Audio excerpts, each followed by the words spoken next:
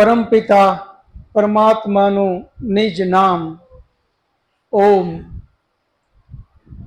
એ ઓમકાર ધ્વનિને ઊંડો શ્વાસ લઈ અને 3 વાર ઓમકાર ધ્વનિ કરીએ. ઓ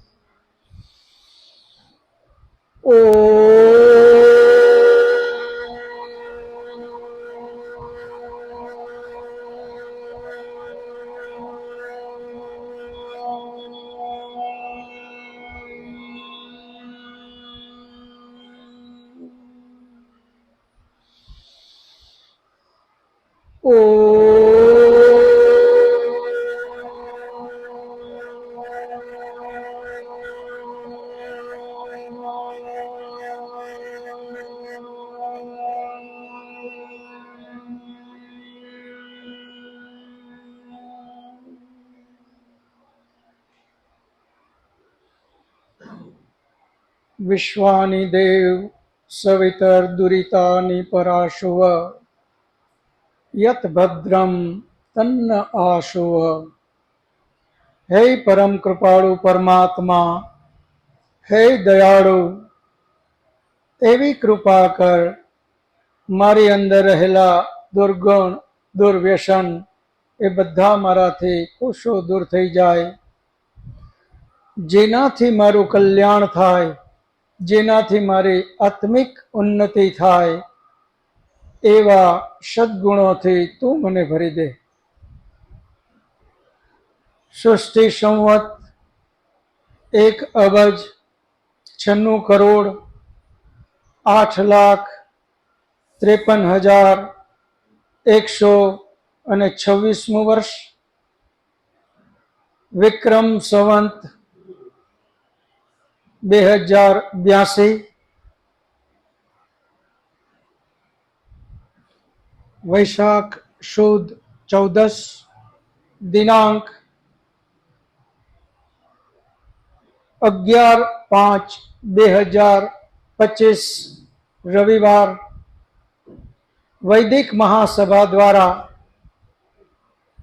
આ 38મું સત્ર, જેમાં આપ સૌ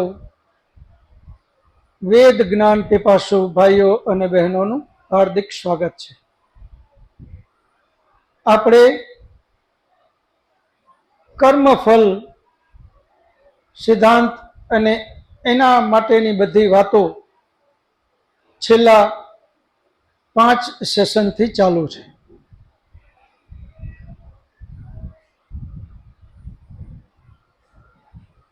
કર્મફળ જે કરે એને જ મળે, આ વેદનો સિદ્ધાંત છે. ત્યાર પછી કર્મ કરવા માટેના 3 સાધન, મન, વાણી અને શરીર. આ 3 સાધન દ્વારા આપણે કર્મ કરીએ. ત્યાર પછી કર્મ આપણે 3 રીતે કરીએ. પહેલું કૃત યાની પોતે કરે, બીજું કારિત બીજા દ્વારા કરાવે, ત્રીજું અનુમોદિત કોઈ કરે અને એમાં એનું સહમતિ આપે, અનુમોદન આપે, એ અનુમોદિત. આ 3 રીતે આપણે કર્મ કરીએ. ત્યાર પછીનું આગળનું સ્ટેપ, કર્મના 5 પ્રકાર: પુણ્ય, પાપ, મિશ્રિત, સકામ અને નિષ્કામ. આ 5 પ્રકારના કર્મ. ત્યાર પછીનું પગથિયું એની અંદરમાં 4 વિભાગ કર્યા. પહેલું કર્મ, બીજું કર્મનું પરિણામ, ત્રીજું કર્મનો પ્રભાવ અને ચોથું કર્મનું ફળ. આ સ્ટેપમાં આપણે ગયા વખતે કર્મ ફળ સિદ્ધાંતને પૂર્ણ કરી અને આગળનું પગથિયું જે છે 3 સાધન મન, વાણી અને શરીર એના વિશે આપણે ચિંતન મનન કર્યું, જેમાં આપણે મન વિશેની વાત કરી. આપણે બધા જાણીએ છીએ કે મન દ્વારા જે કંઈ કર્મ કરીએ આપણે, એ કર્મનું ફળ કોઈ જાતનું મળતું નથી. જેમ કે આપણે નક્કી કર્યું મન દ્વારા કે ઘણા બધા પુણ્ય કરી લેવા છે, ઘણા બધા પુણ્યમાં આગળ વધવું છે. નક્કી કર્યું કે ફલાણી હોસ્પિટલમાં 25 લાખનું એક મશીન દાન દઈ દેવું, આપણા ગરીબ સગા છે એને ધંધા માટે 5 લાખ આપી અને એને કંઈક સારું કાર્ય કરે એવું કરી દેવું છે. આ માત્ર મનથી જો વિચાર્યું હોય, પરંતુ આ ક્રિયાન્વિત ન કર્યું હોય, તો આનું પુણ્ય મળે ખરું? મનથી ખાલી વિચારી નાખીએ તો પુણ્ય મળે? ન મળે. કારણ કે આ તો જસ્ટ તો બધા જ મંડે વિચારવા, 50 લાખ શું કામે, કરોડો અબજોનું દાન કરવા માંડે મનથી, કે ભાઈ આ તો મનથી જ કરવું છે ને પુણ્ય મળે છે. તો જે સામો મળે એને પરમારા રૂપિયા, અલે ભાઈ તારું ભીડ ભાંગ, કારણ કે દેવું તો કઈ છે નહીં. એ જ રીતે આપણે પાપ વિશે પણ, પાપમાં થોડી શંકા જાય કે આપણે મનમાં કોઈનું ખરાબ વિચાર્યું તો આપણે એનું કદાચ પાપ મળે, આવું આપણે સામાન્ય રીતે વિચારતા હોઈએ. પરંતુ એમાંય ડરવાની જરૂર નથી, કારણ કે જેમ પુણ્ય કરવાથી મનથી જ ખાલી કરીએ અને પુણ્ય ન મળે, તો મનથી જ ખાલી પાપ કરીએ એનું પાપય ન મળે. કર્મ ફળમાં આ કાંઈ ના આવે. ન પુણ્ય કર્મ ફળમાં જમા થાય, ન પાપ કર્મ ફળમાં જમા થાય. આપણે કોઈના વિશે એવું વિચાર્યું કે એનો તો ધંધો ભાંગી નાખવો છે, ગમે તે થાય, એને ગમે એમ કરીને નુકસાનીમાં મૂકવા છે, એવા ષડયંત્ર મનમાં વિચાર્યા, પરંતુ ક્રિયાન્વિત હજી નથી કર્યા, તો ત્યાં સુધી આપણું એ પાપના ખાનામાં એ જમા નહીં થાય. પાપનું ખાનું હજી બાકી રહેશે. પરંતુ જેમ ગયા વખતે વાત કરી એને આજે વિસ્તારથી લઈએ. પાપ અને પુણ્યના ખાનામાં જમા નથી થતું, પરંતુ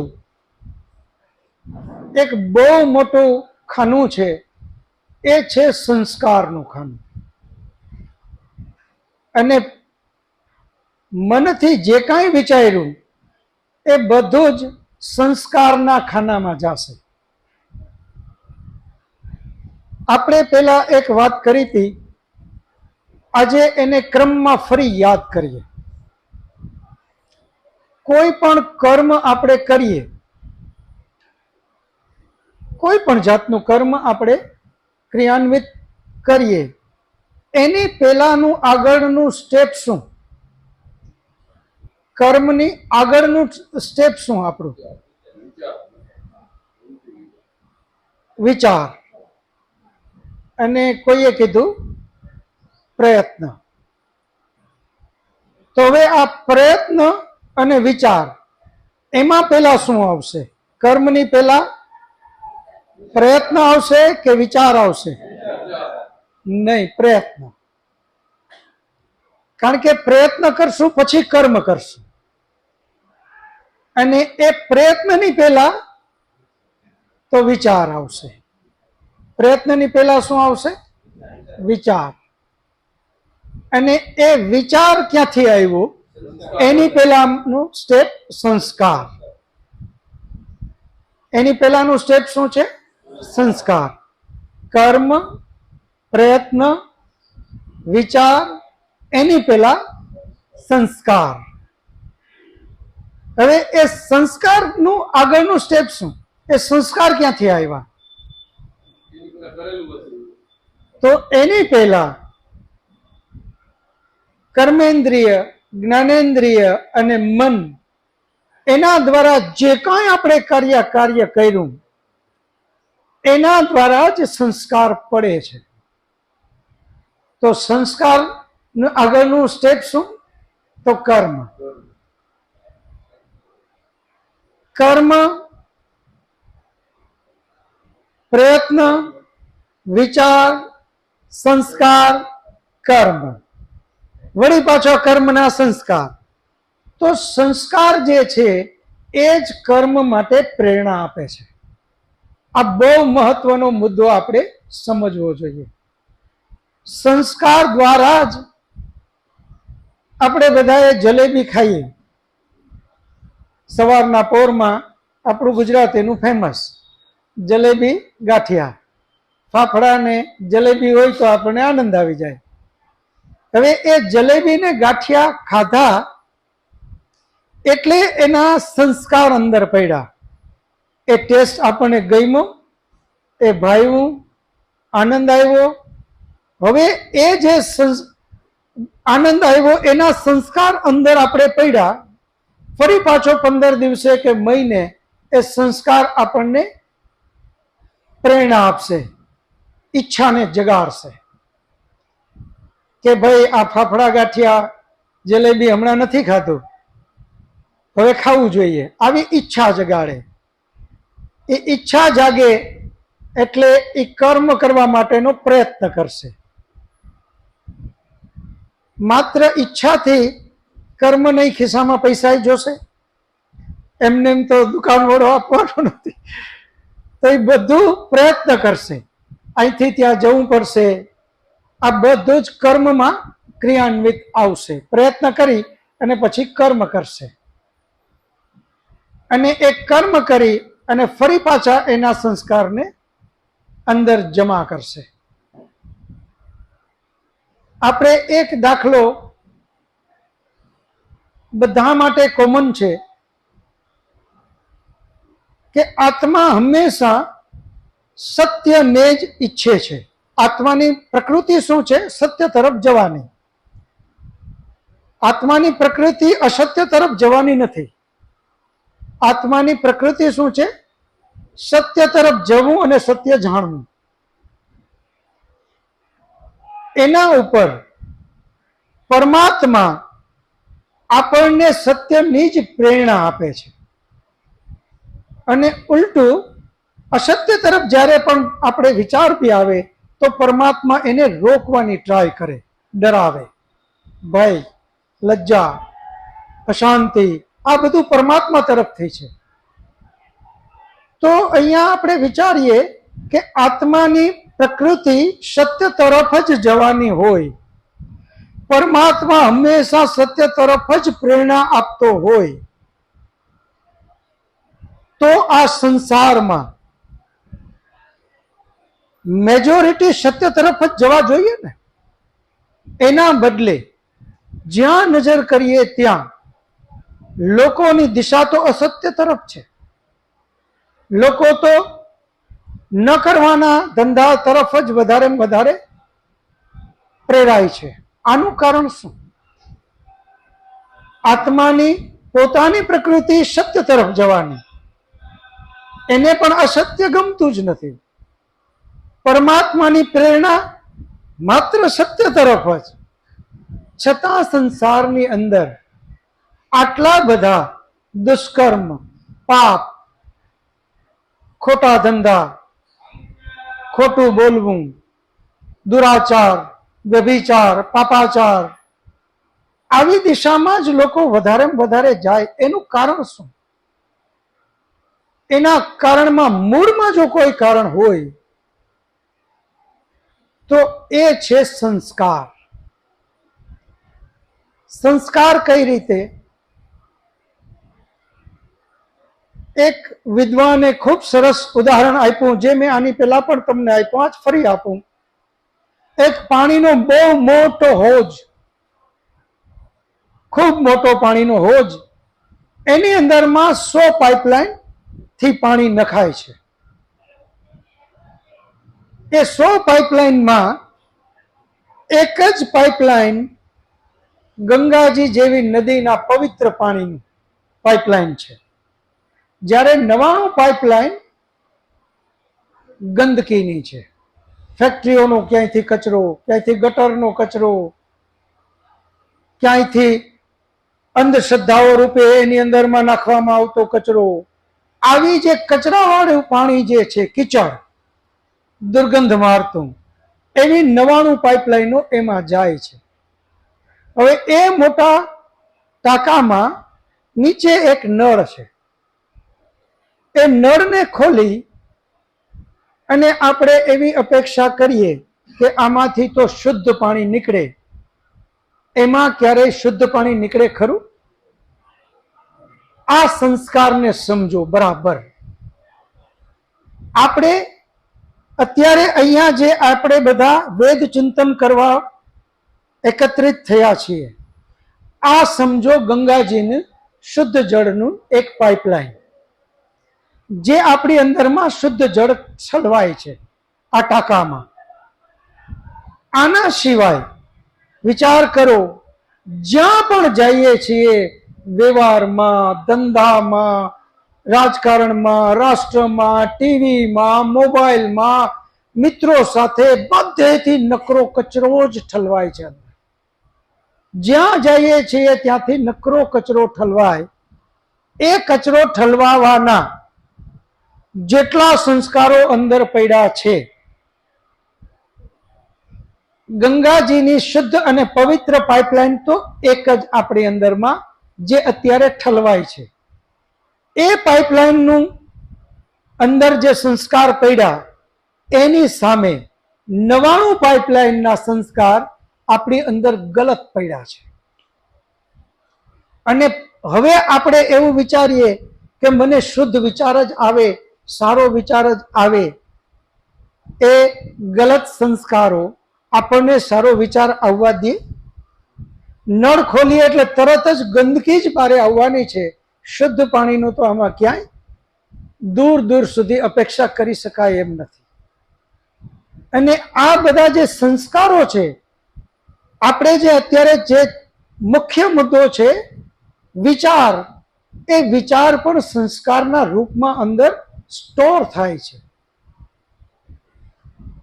પ્રયત્ન આપણે એવો કરીએ કે ખૂબ સારું વિચારીએ, ભલે થઈ ન શકે, પરંતુ માત્ર વિચાર કરવાથી પણ આપણી અંદરમાં એ સંસ્કાર પડશે.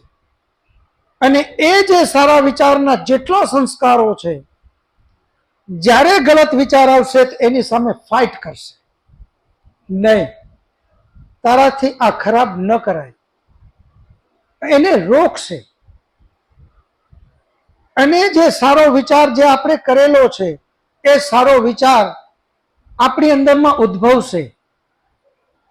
હા, 9 વાગવા આવી ગયા છે, 9:05 આપણે ત્યાં પહોંચી જવું છે, અને તરત જ આપણને વેગ આપશે, એ સંસ્કાર આપશે. સંસ્કાર કર્મ માટેનું જરૂરીમાં જરૂરી સાધન છે. સંસ્કાર જ સારું અથવા ખરાબ કર્મ કરવા માટે પ્રેરણા આપે છે. જો અંદર સારા સંસ્કાર પડેલા છે તો એ સારું કરવા માટે પ્રેરણા આપશે. ખરાબ સંસ્કારો પડ્યા છે, એ ખરાબ કરવા માટે પ્રેરણા આપશે.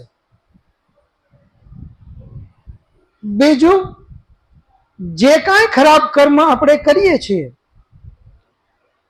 એને તો આપણા ઉપર આવેલું દુઃખ જે દુઃખ ભોગવી લઈએ આપણે, ખરાબ કર્મનું ફળ શું? તો કે દુઃખ, પીડા. આ ભોગવીએ એટલે ખરાબ કર્મના ખાતામાંથી એટલું એટલું ઓછું થતું જાય. પરંતુ સંસ્કારમાં આવું નથી. સંસ્કાર જે આપણા ઉપર પડ્યા છે એ તો પરમનન્ટ છે. એવું ક્યાંય આપણા શાસ્ત્રોમાં સાધન નથી કે સંસ્કાર ઓછા કરી શકાય. હવે જો આવું સાધન જ ન હોય તો આપણે બધાએ એક નાનપણમાં શબ્દ સાંભળ્યો હતો કે લીટીને અડ્યા વગર તમારી લીટીને મોટી કરી દો, આ લીટીને નાની કરવી. તો કુસંસ્કારની લીટીને નાની કરવા માટે સુસંસ્કારની લીટી મોટી જ કરવી પડશે, એના સિવાય કોઈ વિકલ્પ નથી. તો જ્યાં જ્યાં ખરાબ પાઇપલાઇનો આપણી અંદર ઠલવાય છે એ બધી જ પાઇપલાઇનોને એક એક કરતા કરતા બંધ કરો. એક એક પાઇપલાઇનને બંધ કરતા જઈએ. શક્ય એટલો પ્રયત્ન કરીએ કે એ પાઇપલાઇન આપણી અંદર ન આવે. એની જગ્યાએ જે સારી પાઇપલાઇનો આવે છે, એક ગંગાજીમાંથી, હવે બીજી પાઇપલાઇન નાખો યમુનાજીમાંથી, ત્રીજી પાઇપલાઇન નાખો સરસ્વતી, કાવેરી, નર્મદા. આમ અલગ અલગ પાઇપલાઇનો જેટલા સારા પાણીની છે એ વધારતા જાય.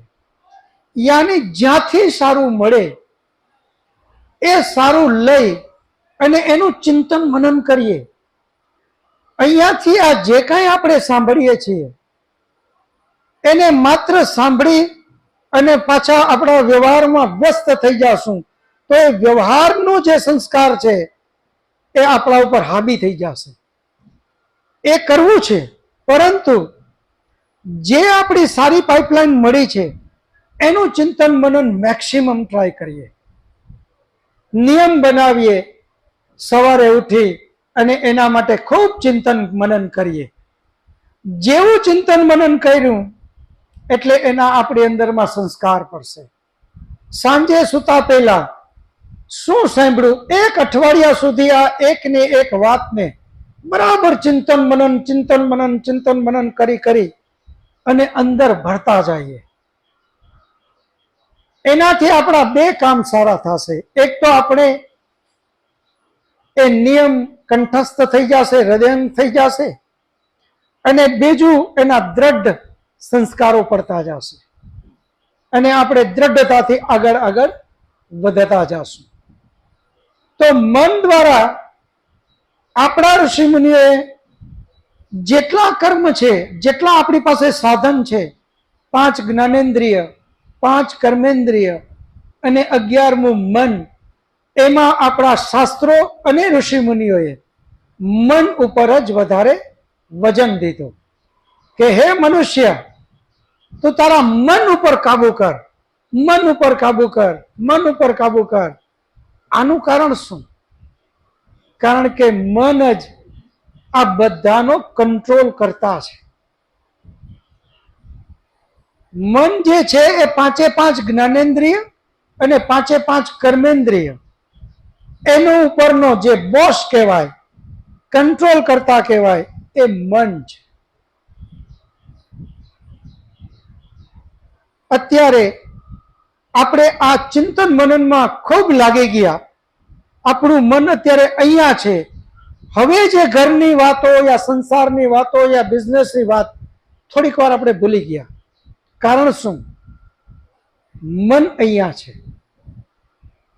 અને જેને કોઈ બહુ ચિંતા છે, ખૂબ વધારે પડતી ચિંતા જેની પાસે છે, એનું મન એ ચિંતાની અંદરમાં છે, તો અહીંયાથી આ જે કાંઈ બોલાય છે એને એ પૂરેપૂરું સાંભળી નહીં શકે.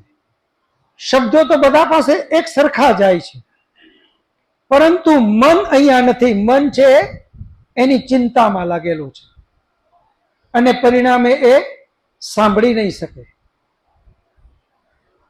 જ્યાં જ્યાં આપણે 5 કર્મેન્દ્રિય, 5 જ્ઞાનેન્દ્રિય, એમાં જો મન નથી તો આપણે કાંઈ પણ કરી નહીં શકીએ. હું અત્યારે જે બોલું છું એ બોલવામાં શું મારે બોલવું એ કોના દ્વારા નક્કી થાય છે? એમાં મન જોશે. જો મન મારું અહીંયા નથી, ક્યાંય બીજે મને કોઈ એવી ચિંતામાં હું ડૂબેલો છું, તો મારે કેવું છે કાંઈક, પણ કહેવાય જશે કંઈ અલગ. કારણ કે મન કંટ્રોલ નથી.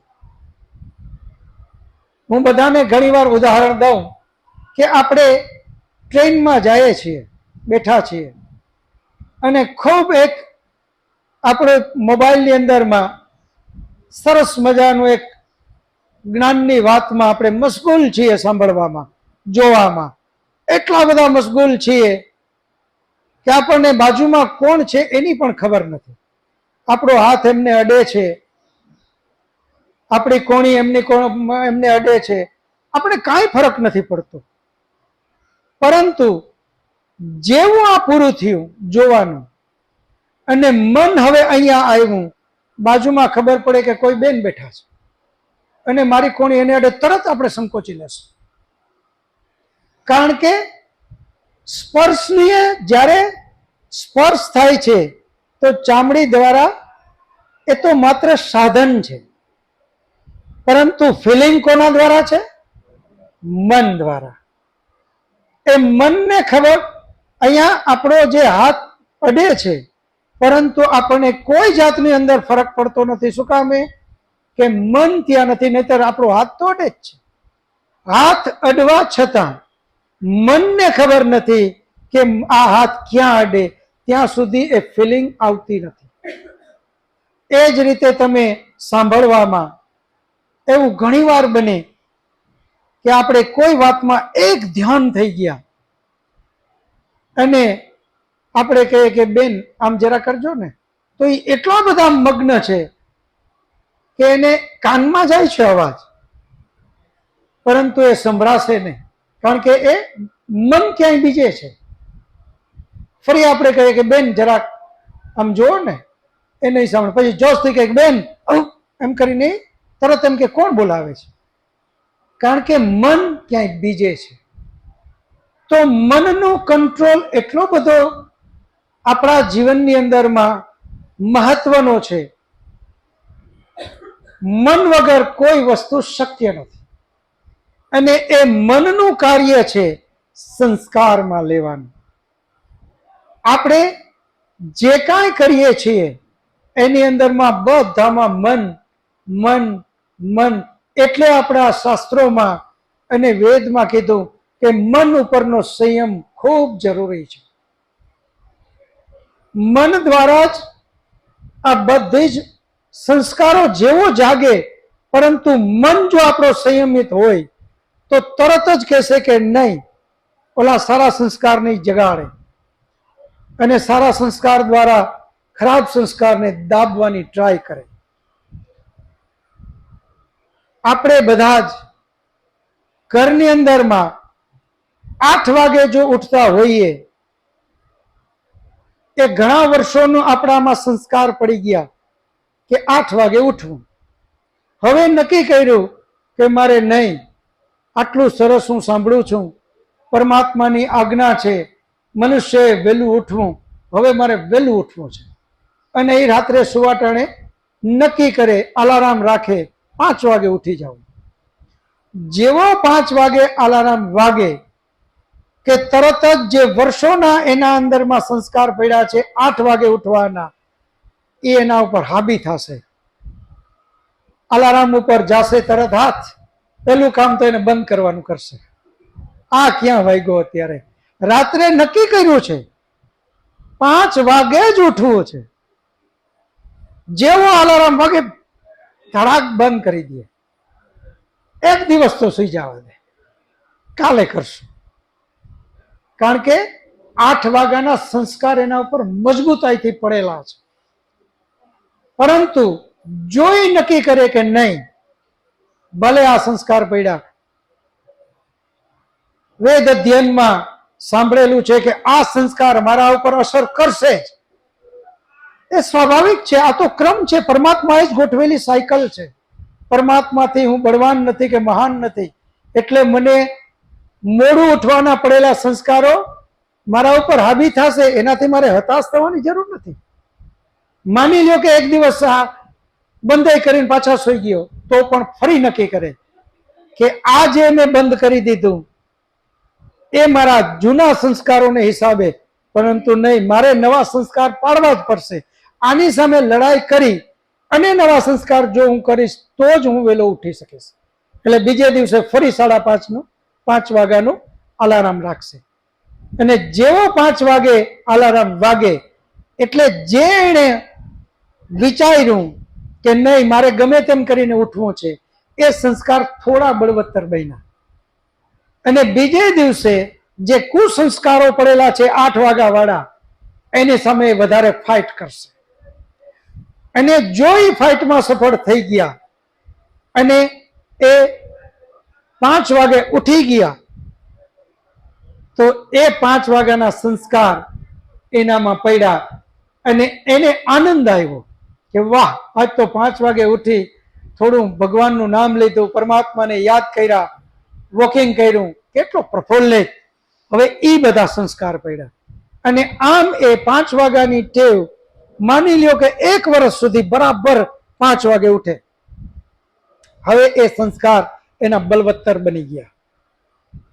હવે કોઈ કારણોસર એનાથી 5 ને બદલે 8 વાગે ઉઠાણું, તો તે દિવસે એને મજા નહીં આવે.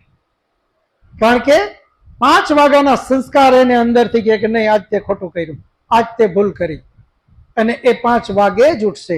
આ સંસ્કાર અતિ મહત્વના છે. તમને બધાને, આટલી મોટી સંખ્યામાં તમે બધા અહીંયા આવો છો, આપણે બધા ખૂબ ચિંતન મનન કરવા વાળા, વેદ અધ્યયન કરવા વાળા વ્યક્તિઓ છે. ખૂબ અધ્યયન કરજો, અને અધ્યયન કરીને જ આપણે સંસ્કાર બળવત્તર બનાવી શકશું. હમણાં જેમ વાત થઈ એમ, સંસ્કાર ભોગવી લેવાથી ઓછા થતા નથી, માત્ર એને દબાવી શકાય. તો સારા સંસ્કારને સતત સાયકલ બનાવો, સારા સંસ્કારની સતત આપણી અંદર નાખવાના પ્રયત્ન કરીએ. જેમ જેમ સારા સંસ્કાર આપણી અંદર આવતા જશે, ખરાબ સંસ્કાર દબાતા જશે. સારા સંસ્કાર પ્રેરણાથી આગળ આગળ, અંદરથી આનંદ. કારણ એટલા માટે આ કરવું સહેલું પણ છે. એટલા માટે સહેલું છે કે આત્માની પ્રકૃતિ જ સત્ય તરફ જવાની છે. આત્માની પ્રકૃતિ જ એને સારું જ ગમે છે. તમે જોજો, ગમે એટલો મોડો ઉઠવા વાળો વ્યક્તિ પણ એવી ઈચ્છા કરે કે મારું બાળક વહેલું ઉઠી જાય. ગમે એટલો વ્યસનમાં ડૂબેલો વ્યક્તિ એવું ઈચ્છે કે મારું બાળક આ વ્યસનમાં ના જાય, કારણ કે એને પણ સારું જ ગમે છે. આત્માને ખરાબ વસ્તુ ક્યારેય ગમતી જ નથી. અને પરમાત્મા એને સારામાં પ્રેરણા આપે. જેવો 5 વાગે ઉઠે એટલે એને અંદરથી પ્રેરણા મળે, વાહ, બહુ સારું કર્યું ત્યાં જ, આનંદ આનંદ. એટલા માટે જે ખરાબ વસ્તુ છે એને દબાવી દઈએ, અને જ્યાં જ્યાં સારી વસ્તુ છે, સાવ સામાન્ય સામાન્ય ઘરમાં જે કાંઈ કર્મ કરીએ છીએ, ધંધામાં, નોકરીમાં, બધેથી આપણે આ પ્રયત્ન કરીએ. 10 વાગ્યાનો નોકરીનો ટાઈમ, રોજ મંદિરમાં જવાના બહાને આપણે 10:30 ત્યાં પહોંચતા હોઈએ. આપણો આત્મા ટેવાઈ ગયો. શરૂઆતમાં એને ડંખે પણ ખરો કે તું મોડો થાશો, પરંતુ એ કુસંસ્કાર એટલા બધા હાવી થઈ ગયા કે પછી હવે એને એ અસર નથી કરતું. પરંતુ જો એ ટ્રાય કરે 9:45 પહોંચવાનું, તો અંદરથી જે એનો આત્મા આનંદમાં રહેશે કે વાહ, આજે મેં 9:45 પહોંચી ગયો. જ્યાં લાંચ રૂશ્વત લેવાની આદત પડી, એનો આત્મા એને ડંખે, એ ડંખતો ડંખતો એક એટલા લેવલ સુધી પાપાચારમાં વયો જાય, પછી એ ડંખવાનું બંધ થઈ જાય. એ ડંખ હવે એને અસર નહીં કરે. પરંતુ જેવો એમ નક્કી કરે કે મારે હવે આ ન લેવું, અને જે અંદરનો આનંદ છે, ઘરની અંદરમાં આપણે આપણા પરિવાર સાથે જો સારી રીતે ન જીવતા હોઈએ, પરંતુ અંદરથી નક્કી કરીએ કે નહીં, મારે તો સારી રીતે જીવવું, અને જે એનો આનંદ છે, એ આનંદ પૈસાથી ન ખરીદી શકાય. એ આનંદ આત્માનો આનંદ, પરમાત્માનો દીધેલો આનંદ. એ આત્મા સ્વયં ખૂબ જ આનંદમાં. તમે બધા આ જે મન દ્વારા આપણે કર્મ કરીએ છીએ, એ મન દ્વારા કર્મ ક્યાં ક્યાં મન દ્વારા કર્મ કરીએ છીએ, અને એ મનનો કેવા કેવા સંસ્કાર આપણે લઈએ છીએ. કર્મના પણ આપણે પ્રકાર અલગ અલગ જે કઈ વાત કરી છે, એની અંદરમાં પણ જ્યાં જ્યાં તમને પ્રશ્ન છે એ બધો પ્રશ્ન તમે કરો. મારું નામ કૌટિલ્યભાઈ છાયા છે અને હું હરેશભાઈ અઢિયાની પ્રેરણાથી આવેલો છું. મારો પ્રશ્ન એ છે કે આપણે કર્મફળનો સિદ્ધાંત જોયો કે જે કરશે, જેવું કરશે એને એવું ફળ મળશે. પણ આપણે આપણા ધર્મમાં જ્યારે કોઈ વ્યક્તિ મુશ્કેલીમાં છે કે દુઃખી છે તો આપણે પ્રાર્થના કરીએ છીએ. જેમ કે અત્યારે અમારી શેરીમાં એક પ્રાણી દુઃખી છે, એને કેન્સર છે, તો હું એને પ્રાર્થના કરું છું કે ભગવાન આને આ મટી જાય અથવા આની મુક્તિ થાય. તો આ પ્રાર્થનાથી કઈ ફેર પડે છે કે પ્રાર્થનાથી ફેર નહીં પડે? કારણ કે કર્મ જ મેઇન છે. કૌટિલ્યભાઈ માટે બધા તાળી પાડીએ. કૌટિલ્યભાઈએ પ્રશ્ન કર્યો, એમણે એક પશુ માટેની વાત કરી કે પશુ માટે આપણે પ્રાર્થના કરીએ તો એ પ્રાર્થનાથી એને ફાયદો થાય કે ન થાય. તો પશુ માટેની જ્યાં સુધી વાત છે, તો પશુને પ્રાર્થનાથી ફાયદો નહીં થાય. શું કામ એ ફાયદો નહીં થાય? કે પ્રાર્થના જે છે એ માનસિક બળ છે. પ્રાર્થના શું છે? માનસિક બળ આપનારી પ્રાર્થના છે. જ્યારે પશુ જે છે એ પશુ તો કાંઈ સમજતું જ નથી, અને કાંઈ ન સમજવાને લીધે એને ખબર નથી કે કૌટિલ્યભાઈએ મારા માટે કોઈ પ્રાર્થના કરીને પરમાત્મા મને મદદ કરવાનું છે, એટલે એનાથી એને ફાયદો નહીં થાય. પરંતુ એને માનસિક શક્તિ કઈ રીતે આપી શકાય? તો એને જે પીડા છે એના ઉપર આપણે બોલાવી એને હાથ ફેરવીએ તો થોડી રાહત થશે. એને કઈ એવી દવા આપીએ, ઇન્જેક્શનો, કે જે એને પેઇન ન થાય, તો એનાથી એને રાહત થશે. પરંતુ આ જ પ્રાર્થનાની વાત બીજા મનુષ્ય માટેની આપણે કરીએ તો એને પાછી રાહત થશે. કારણ એ કે એમને ખબર છે એ જે કાંઈ ઈશ્વરમાં, એ જે અત્યારે તો આપણે સમાજની અંદરમાં અલગ અલગ માન્યતાઓ છે, એ જે માન્યતા સાથે સંકળાયેલું હોય, અને આપણે એમ કહીએ કે તમને આ રોગમાંથી આમ કરશું તો તમને એનાથી ફાયદો થઈ જશે, અને મેં આ માનતા રાખી છે, તમને આમાં રાહત થશે, એનાથી એને માનસિક બળ મળશે. રોગમાંથી છુટકારો નહીં મળે. એ જે કાંઈ જેના વિશે વાત કરી એ આવીને એને કાંઈ મદદ કરશે આવું કંઈ જ નથી. પરંતુ એને માનસિક બળ મળશે કે હા, મારે આવું જે હવે માન્યતા જે મારા માટે કર્યું છે તો મને સારું થશે. એટલે એ માનસિક બળ એને એ રોગમાંથી બહાર નીકળવામાં મદદરૂપ થશે. માત્ર એનું માનસિક બળ, બારેથી કોઈ આવીને એના માટે કાંઈ કરી દે આવું ક્યાંય શક્ય નથી. વેદનો મહાન સિદ્ધાંત અને ગીતાનો મહાન સિદ્ધાંત, જે કર્મ કરે એને જ ફળ મળે. કોઈ દિવસ આવું ક્યાંય બારેથી કોઈ કરી દે અને બીજાને મળે આવું શક્ય જ નથી.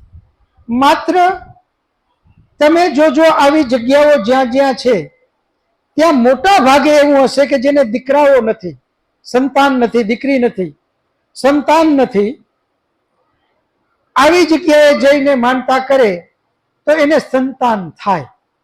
આવું ઘણી જગ્યાએ હોય છે. આજનું સાયન્સ પણ આ કહે છે કે જો એ પોતે પોઝિટિવલી થિંકિંગ કરે અને એને માનસિક બળ મળે તો એને સંતાન થવાના ચાન્સીસ ખૂબ વધી જાય.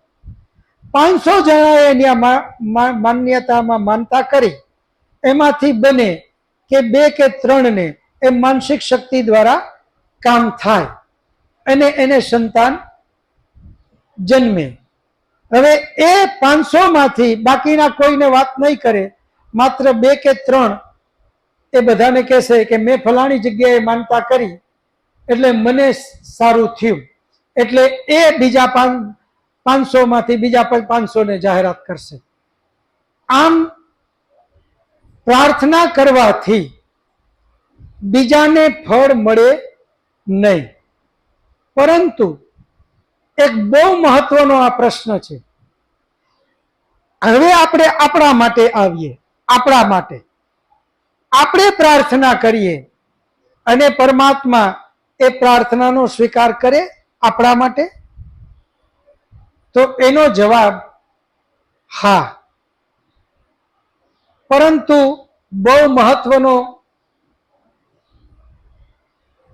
આ વિષય છે કે આપણને પરમાત્મા પ્રાર્થના કરવાથી કઈ રીતે ફળ આપી દે. તો એનો જવાબ એ છે, એક ઉદાહરણથી આપણે સમજીએ કે એક વ્યક્તિ એક ભાઈ સાથે નોકરી કરે છે. એનો પગાર 20,000 રૂપિયા છે.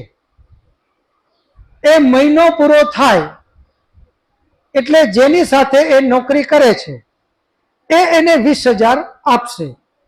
એ 20,000 એને શેના આપ્યા? એના કર્મનું ફળના રૂપે છે. હવે એ વ્યક્તિ એ ભાઈને એમ કહેશે કે શેઠ, મારે આ વખતે 20,000 નથી જોતા, મારે મારા દીકરા માટે બહુ સારામાં સારું એક સેકન્ડ હેન્ડ મળી જાય તો એક્ટિવા લેવું છે, તો મને તમે આમાંથી 12,000 જેટલા રૂપિયાનું એક્ટિવા લઈ દેશો?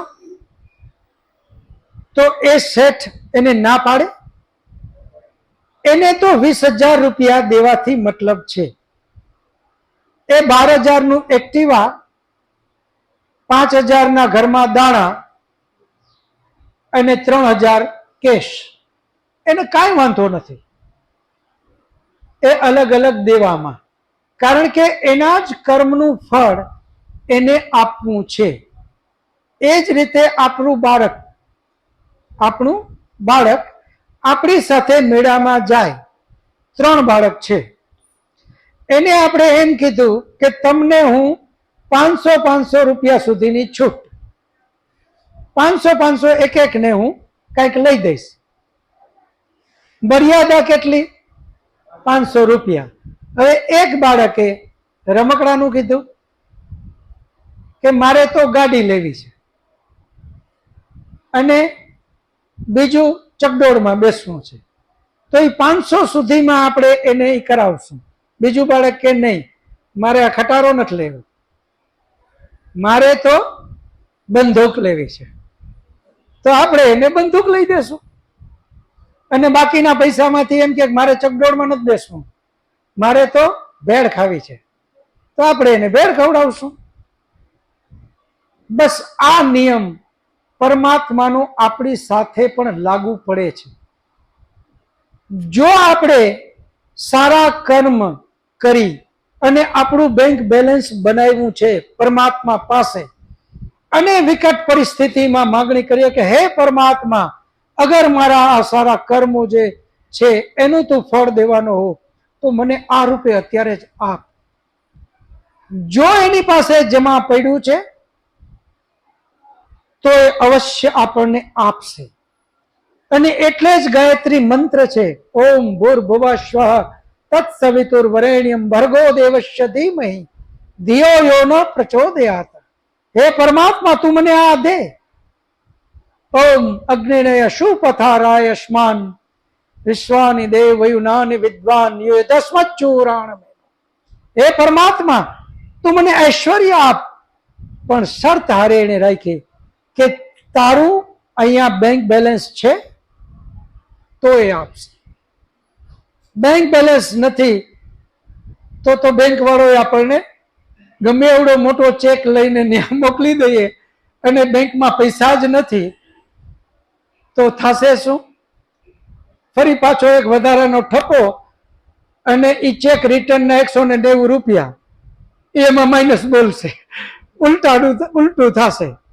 રૂપિયા તો નહીં મળે પણ જે કાંઈ 100-200 પડ્યા એ ઓછા થઈ જશે. આ જ વસ્તુ આપણે પરમપિતા પરમાત્મા વેદમાં કહે છે કે હું પણ તમને આપવા બંધાયેલો જ છું.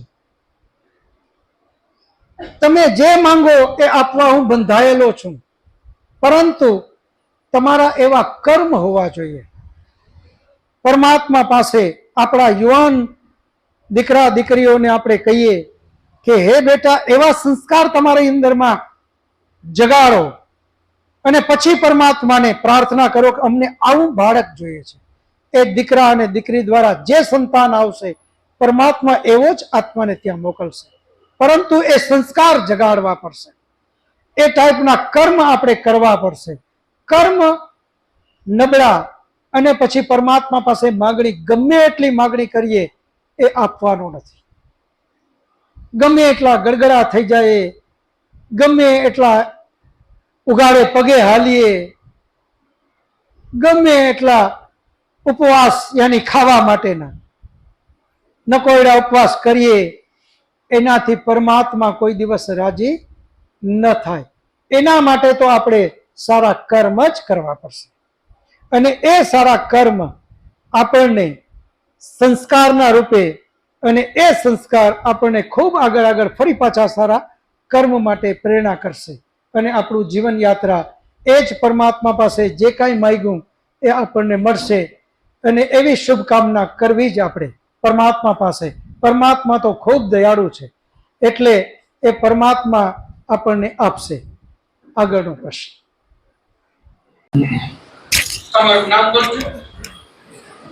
ગોધાણી સાહેબ, કુંવરજીભાઈ ગોધાણી. હવે સાહેબ, આપણે સંસ્કારની જે વાતો ચાલતી હતી એના અનુસંધાને મારે એક પ્રશ્ન છે. સંસ્કારોને અનુસંધાનનો એક શબ્દ યોગ દર્શનની અંદર કે સાંખ્ય દર્શનની અંદર આવે છે, સંસ્કારોને દગ્ધબીજ કરવા.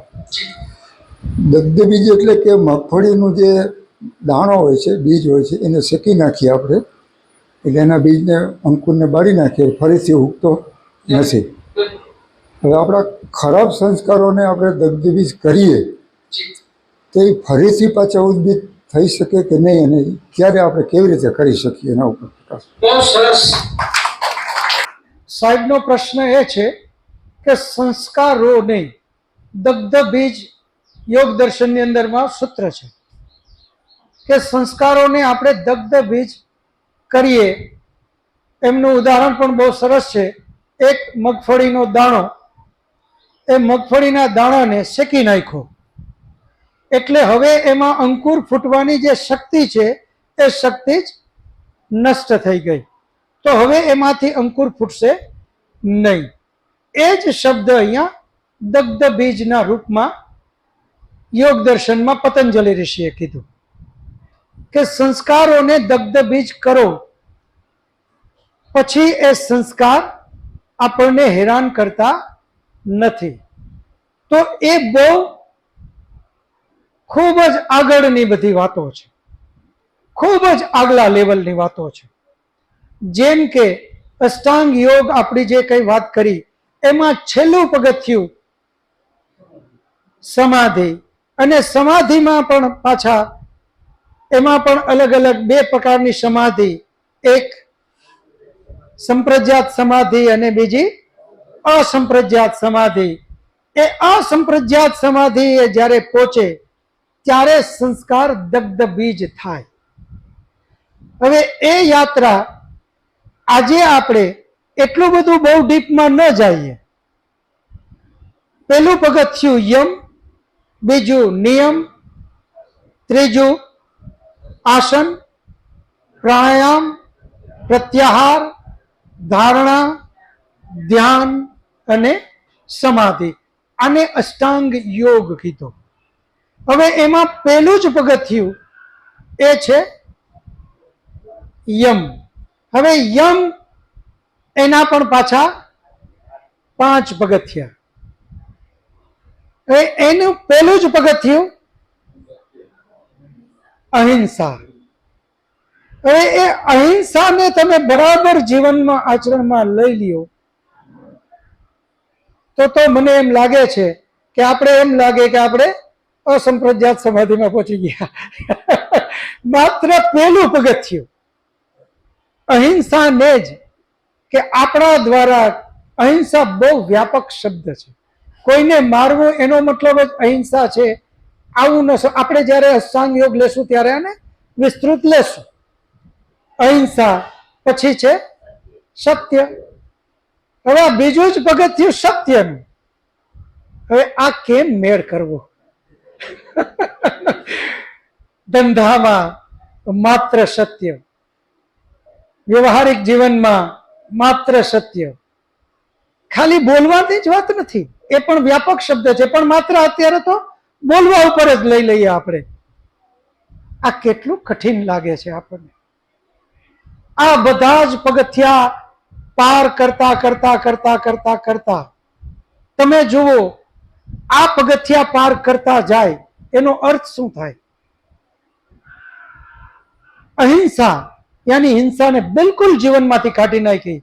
જે આગળ સંસ્કારો પડ્યા છે એ આપણા ઉપર હાબી થતા જશે, પરંતુ એને મારતા જાય મારતા જાય મારતા જાય.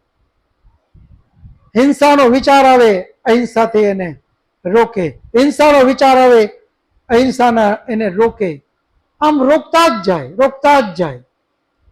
એક સમય એવો આવશે કે અહિંસાના સંસ્કાર એની અંદરમાં બલવત્તર બની જશે. એ જ રીતે અસત્ય ઠેક ઠેક જગ્યાએ અમુક લોકો તો એટલી હદ સુધી કારણ વગર ખોટું બોલે. એને એમાં ન ફાયદો હોય, એમાં ન એનો કોઈ પોતાનો સ્વાર્થ હોય, પરંતુ એટલા બધા સંસ્કાર ખોટાના પડી ગયા કે વાત વાતમાં ખોટું બોલી નાખે. આપણને એમ કે હું 5 વાગે મળવા આવીશ. ખરેખર એનું કારણ કંઈક જુદું જ હોય, જે ખરેખર હકીકતમાં મોડું થવાનું હોય, તોય પાછો આપણી પાસે તો આવીને ખોટું જ બોલે કે આમ થઈ ગયું ને એટલે મોડો થયો. અરે ભાઈ, જે મૂળ કારણ છે એ સાચું કે ને, પરંતુ ખોટું બોલવાના સંસ્કાર એટલા બધા બળવત્તર થઈ ગયા છે કે એ અંદરથી એને ખોટું જ બોલાવ્યા કરે. હવે વિચાર કરો કે સત્ય ઉપર ક્યારે વિજય કરશે? આ બધા જ સંસ્કારોને ડામે. ડામતું જાય, ડામતા જાય, ડામતા જાય, ડામતા જાય, અને બિલકુલ જ્યારે પવિત્ર બને, સત્ય જ બોલે. હવે આ કેટલું કઠિન છે. ખરેખર સરળ જ છે. જો એ ખોટું ન બોલે, એ આપણી પાસે ખોટું બોલ્યો, ખરેખર પાનના થડે ઉભો હતો અને કીધું શું કે મારું સ્કૂટર બગડ્યું હતું, એમાં મોડું થયું. હજી તો એ બોલતો હતો ત્યાં પાનના થડે બીજો ઉભો તો એ આવ્યો. યાર, કેમ તું નીકળી ગયો ત્યાંથી? મારા માટે રાહી ના જોઈ? અરે ઓલો કે ચૂપ થા, આ મારું સ્કૂટર બગડ્યું હતું. એટલે આટલી હદ સુધી ખોટું બોલવાની જે કુટેવો છે, એ કુટેવોમાંથી બહાર નીકળવા માટે સત્યને બરાબર એને પકડવું પડે. સત્ય જીવનમાં જ્યારે સંપૂર્ણ અંગીકાર કરે, એમ કરતા કરતા એ પગથિયા આપણે જ્યારે આટલી બધી ઊંડી વાતોમાં ન જાય અત્યારે, કારણ કે આપણી બધાની આ શરૂઆત છે. તો આપણે શરૂઆત ક્યાંથી કરશું? ઉપવાસ. ઉપ એટલે નજીક, વાસ એટલે વસવું. મહિનામાં એક દિવસ આપણે નક્કી કરીએ કે આજે હું પરમપિતા પરમાત્માની સાથે છું. પરમાત્મા તો હર ક્ષણ, હર ઘડી આપણી સાથે જ છે, પરંતુ આપણે એવું માનતા નથી. ઈશાવાસ્યમ ઇદમ સર્વમ યત કિંચ જગત્યામ જગત તેન ત્યક્તેન ભુંજી થા મા હૃદય કશ્યસ્વેદનમ. વેદનો મંત્ર કહે કે ઈશ્વર તો અણુ અણુમાં છે, એ અંદર છે.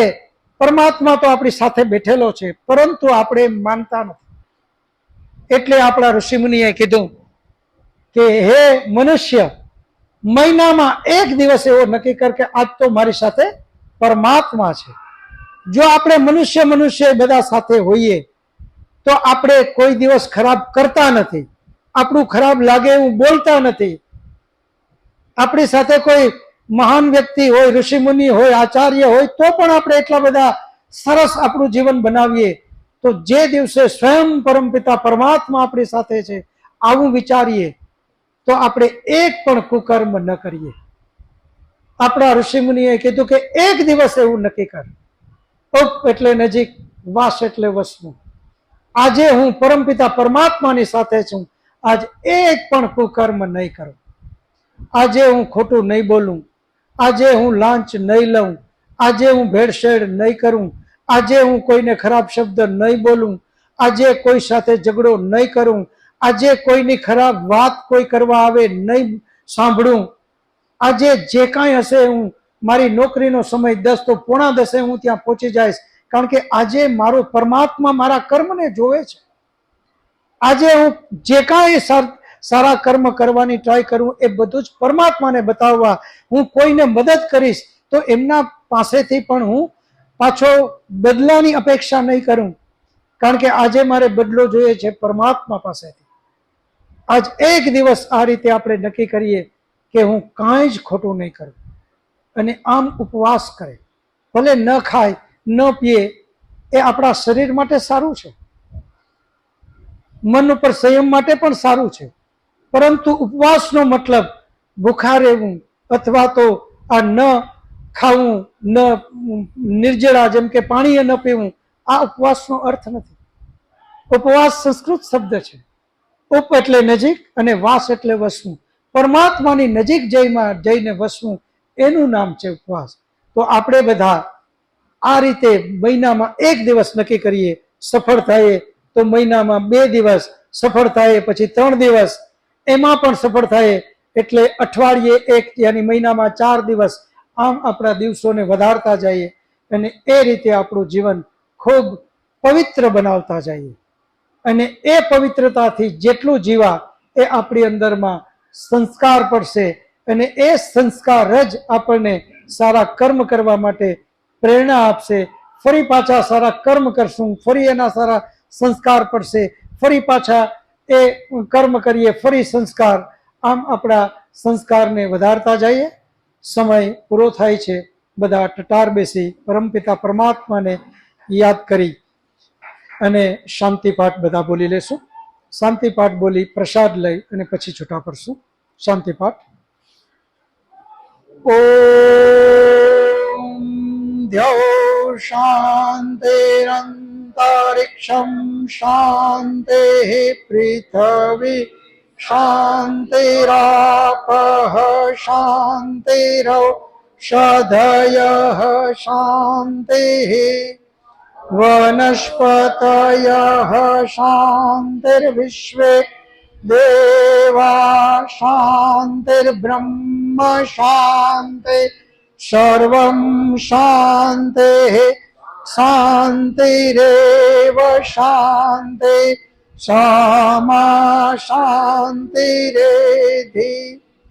ॐ शान्तिः शान्तिः शांति. सर्वेभ्यो नमः. सबको सादर नमस्ते जी. બે હાથ જોડી બધા એકબીજાને નમસ્તે કરી લેશું. નમસ્તે નમસ્તે નમસ્તે નમસ્તે.